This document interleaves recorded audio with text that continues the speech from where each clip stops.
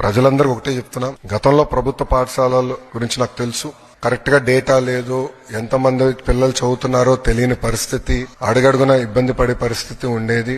అలా కాకుండా అందరి ఆమోదంతో అద్భుతమైన సంస్కరణలు మేము తీసుకొచ్చాం. దీనివల్ల మెరుగైన విద్య ప్రభుత్వ పాఠశాలలు అందించే లక్ష్యంగా మేము పెట్టుకున్నాం. సో తల్లిదండ్రులందరూ కూడా కోరుతున్నాను, ప్రభుత్వ పాఠశాలలో మీ పిల్లల్ని చేర్చండి. వాళ్ళని ప్రయోజకులుగా తీర్చిదిద్దే బాధ్యత కూటమి ప్రభుత్వం తీసుకుంటుంది. మనం ఇతర రాష్ట్రాల ఎడ్యుకేషన్ మోడల్స్ గురించి మాట్లాడాం.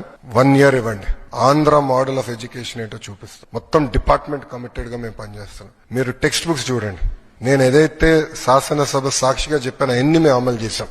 మా ఎవ్వరు ఫోటోలు, గౌరవ ముఖ్యమంత్రి గారి దగ్గర నుంచి మా ఎవ్వరు ఫోటోలు ఆ టెక్స్ట్ బుక్స్ లేవు. నో ఫార్వర్డ్స్ ఏమి లేవు. బ్యాగ్ బరువు తగ్గించదని కూడా ఏకంగా అన్ని సబ్జెక్ట్స్ కలిపి ఎప్పుడు ఏ సబ్జెక్ట్ అందించాలో అట్లా అందిస్తున్నాం. సో ఎక్కువ బ్యాగ్ బరువు కూడా ఉండకూడదు. అట్లా చాలా సీరియస్ గా ఆలోచించి సంస్కరణలు తీసుకొచ్చి, అందుకే ప్రజలందరూ కూడా కోరుతున్నా, మీ పిల్లల్ని ప్రభుత్వ పాఠశాలలో చేర్పించాలని నేను సభాముఖంగా కోరుతాం జరుగుతుంది.